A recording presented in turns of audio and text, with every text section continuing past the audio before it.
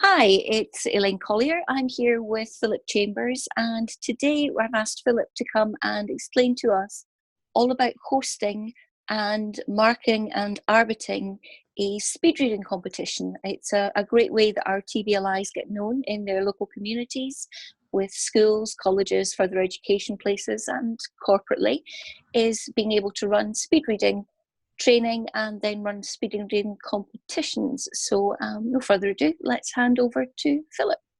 So we start off with the preparation of what you need before you actually start your competitions. I think you need to do ahead of time. So you need to have, obviously, a book, and this needs to be fictional. So it's got to be something that is not a biographical book or a technical book, because we want to have no prior knowledge. The competitor has to be basing their answers based on what they've read, not any previous knowledge of that. So it needs to be unpublished. There's no way they could have seen it before. And ideally, properly bound in a normal book format, but a pre-release review copy would be ideal from the publishers. We need to know the number of words in the book so we can calculate speed, and either the publisher should be able to give us the word count, or alternatively we can count the number of words on a line, number of lines on a page, and then number of pages in the book, and do an approximation of the number of words in the book as an alternative. We need questions, so comprehension questions, to make sure that the competitor has comprehended what they've read. So ideally these should be set by the author, because they're of course the authority on the book. They'll be able to set appropriate questions. They need to be spaced evenly throughout the book, because obviously we want to make sure that if somebody reads the whole book, we're asking them questions on the whole book. So roughly evenly spacing across the text, and must be detailed. So one or two sentences to answer the question. We don't want to make multiple choice because we don't want to be able to guess. It's got to be a reasoned, well thought out answer.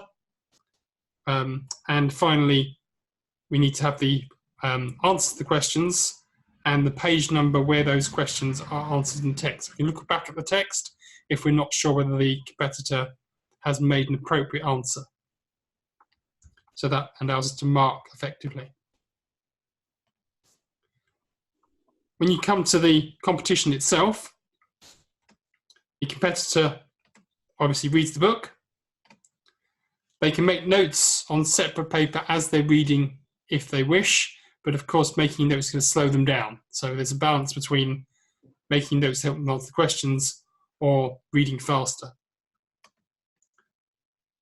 They can go through a book more than once. They can skim it and then turn back and reread parts. There's no restriction on how they choose to read the book, and they must clearly indicate when they're finished. So when they're finished, raise their hand, close the book, have some clear indication to the arbiter when they've finished their reading, and they may refer to their notes when they're answering the comprehension questions. So as soon as they've finished reading the book and indicate to the arbiter then takes away the book and gives them the questions. You have one arbiter per between 2 and 4 competitors. So the arbiter has a stopwatch or a mobile phone set to silent with a timer app, and then they can watch more than one competitor as they're doing that. It'd be clear which competitor is nearing finishing as they get to the end of the book, so they can concentrate on that particular person. And then they can press the lap time on their timer to record the time of that competitor whilst the timer continues for the others. So they write down the competitor's time as soon as they indicate they're finished, and then give them the question sheets, and the competitor then starts to answer the questions. So the way in which we time this is we have up to 2 hours to read the book. Obviously, most competitors should finish within that 2-hour period. If the book is not finished within the time limit, then we write down the number of pages they have read up to that point. So we've got a record of how many words they read. And then when they're answering the questions, unlimited time to answer the questions within the 2-hour period. So we give them the rest of the time available to answer the questions.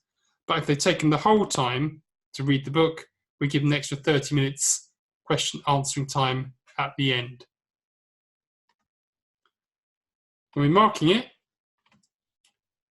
we follow the marking scheme that was set by the person who wrote the question, so I do the author, and we have 5 points per question. If we have 20 questions, that means we've then got 100 points, so we're automatically calculating a percentage comprehension score when we mark the questions. If the answer is ambiguous, if we're not sure whether it's a full answer, we can go back and look at the relevant page in the book to find out just how full the answer was. Obviously, it should be based on the marking scheme, but there may be some things that are not entirely clear.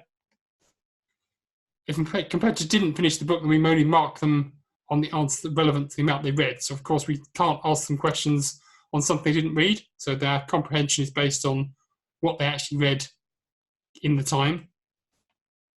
And then each script is marked twice. So if the first marker has a score, second marker, if they agree with that, that's fine. If they disagree, then they go back and look at the consult the original marker and come to some consensus as to whether the marks are correct or not. And if, of course, they disagree still, then they can come to the chief arbiter who will make a ruling on that. When we're scoring it, very simply, we take the number of words read. We then convert that into minutes. So 30 seconds would be half a minute. So we have a time in minutes and fractions of a minute. We then take words divided by time gives us the raw speed in words per minute. And then we need to then bring in the comprehension score. So raw speed times percentage comprehension gives the effective speed. And of course, the fastest effective speed wins. And we can then do the rankings according to the relative speeds according to that. It's possible that a competitor might try and cheat by only reading parts of the book and then therefore declaring the whole book. So they read half the book but declared all of it. So you need to have a little bit of common sense for looking at the comprehension percentage.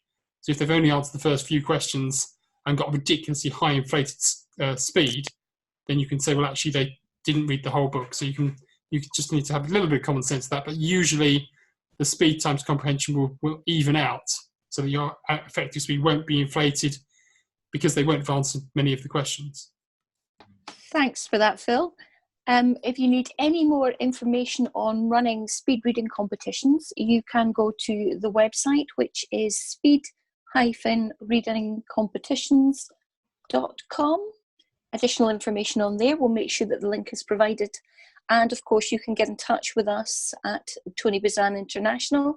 So inquiries at tonybuzan.com with any of your queries and questions, we can make sure those are answered.